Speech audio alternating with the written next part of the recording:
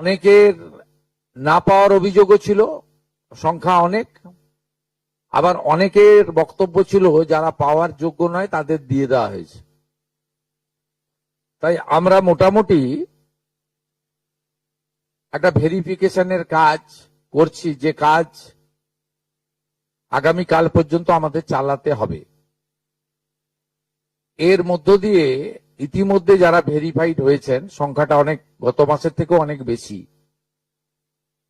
তাদের অর্থ দপ্তর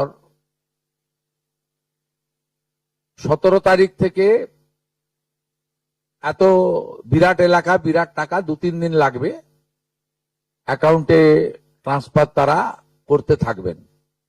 এটা প্রতি মাসে হবে না, প্রতি মাসেই যারা ভেরিফাইড হলেন তারা মাসের দ্বিতীয় সপ্তাহে, আমি দেখছিলাম কিছুজন 1 তারিখ থেকেই বলতে শুরু করেছেন কখন ঢুকবে কখন ঢুকবে।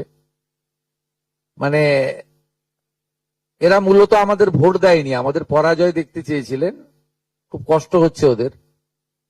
কিন্তু আমরা সরকারি টাকা নয়ছয় করতে দেব না, আর যোগ্য প্রাপকদের চিহ্নিত করেই দেব, এবং আমরা এক্ষেত্রে কমিটেড।